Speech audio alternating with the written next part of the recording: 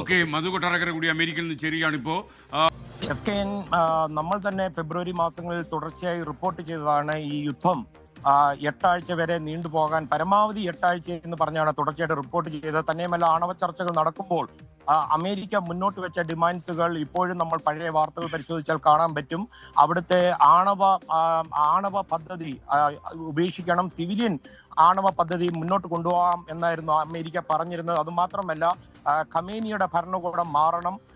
ഇത് കൂടാതെ ബാലിസ്റ്റിക് മിസൈലുകളുടെ ശേഷി കുറച്ചു കൊണ്ടുവരണം. ഈ 3 യുദ്ധ ലക്ഷ്യങ്ങളും അമേരിക്ക നേടി എന്നാണ് ഡൊണാൾഡ് ട്രംപും അതുപോലെ ട്രംപ് അഡ്മിനിസ്ട്രേഷൻ അവകാശപ്പെടുന്നത്. അതായത് CIA റിപ്പോർട്ട് പ്രകാരം ഇവരുടെ ഡ്രോണുകളും ബാലിസ്റ്റിക് മിസൈലുകളും 3-1 പൂർണ്ണമായിട്ട് നശിപ്പിച്ചു. 3-1 ഇനി ഒരിക്കലും വീണ്ടെടുക്കാൻ പറ്റാത്ത രീതിയിൽ നശിപ്പിച്ചു എന്നുള്ള റിപ്പോർട്ടാണ് കഴിഞ്ഞ ആഴ്ച CIA അവർക്ക് നൽകിയത്. അതേസമയം ബെഞ്ചമിൻ നെതന്യാഹു നൽകിയിരിക്കുന്ന റിപ്പോർട്ട് 90% നശിപ്പിച്ചു. പക്ഷേ ഇതിന്റെയൊക്കെ യാഥാർത്ഥ്യം വരും ദിവസങ്ങളിലെ നമുക്ക് അറിയാൻ പറ്റൂ.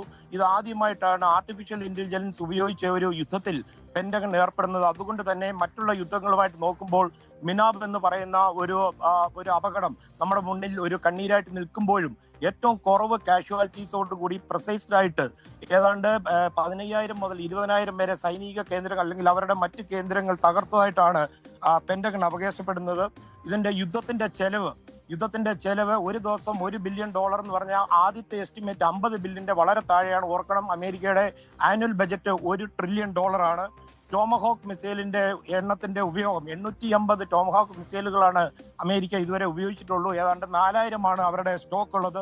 ഏറ്റവും ഇമ്പോർട്ടന്റ് ഹോർമൂസ് കടലിടുക്കാണ്. ഹോർമൂസ് കടലിടുക്ക് ലോകത്തിന് മുഴുവൻ ആവശ്യമുള്ള ഒരു കടലിടുക്കാണെന്ന് അമേരിക്കയ്ക്ക് ബോധ്യപ്പെടുത്തി കൊടുക്കാൻ കഴിഞ്ഞു. അതുകൊണ്ടാണ് ഇന്നലെ അറബ് രാജ്യങ്ങൾ, പ്രത്യേകിച്ച് UAE, ഹോർമൂസ് കടലിടുക്കിലെ പ്രധാനപ്പെട്ട ദ്വീപുകൾ അബു മൂസ പോലെ, ഷാർജ ഒരിക്കൽ കൈകാര്യം ചെയ്തിരുന്ന അബു മൂസ പോലുള്ള ഐലൻഡുകൾ അമേരിക്കൻ സൈന്യം കൈയടക്കിയുള്ള പാത സ്മൂത്ത് ആക്കണമെന്ന് ആവശ്യപ്പെട്ടിരിക്കുന്നത്. അത് മാത്രമല്ല, UAE മുന്നോട്ട് വെച്ചിരിക്കുന്നത് ഹോർമൂസ് ടാസ്ക് ഫോഴ്സ് രൂപീകരിക്കണമെന്നാണ് ഇന്നലെ പറഞ്ഞിരിക്കുന്നത്.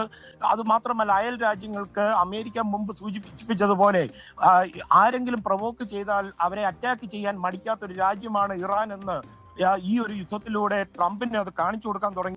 ഇതിന്റെ സൈഡിൽ കൂടെ വെനിൻസുല ഓയിൽ ഏതാണ്ട് $200 കോടി കച്ചവടം നടന്നു. പാകിസ്ഥാൻ, യുക്രൈൻ, സൗദിയുമായിട്ട് കഴിഞ്ഞ ആഴ്ചകളിൽ അവരുടെ ഡിഫൻസിന്റെ ഒരു സുപ്രധാന എഗ്രിമെന്റായി പാകിസ്ഥാൻ ന്യൂക്ലിയർ രാജ്യം കൂടിയാണെന്ന് ഓർക്കണം. അത് മാത്രമല്ല, നാറ്റോ രാജ്യങ്ങളിൽ നിന്ന് ഇറങ്ങി വരാൻ ട്രംപിന് കിട്ടിയ ഒരു അവസരം കൂടിയാണ്. അതുകൊണ്ട് തന്നെ അമേരിക്കയുടെ വരും കാലങ്ങളിൽ അമേരിക്ക ഈ അറബ് രാജ്യങ്ങളെ ഈ യുദ്ധത്തിൽ സംരക്ഷിച്ചതിന്റെ കാരണം കൊണ്ട് തന്നെ US സൈനിക താവളങ്ങൾ അവിടെ തുടരാനുള്ള സാധ്യതയും വളരെ കൂടുതലാണ്.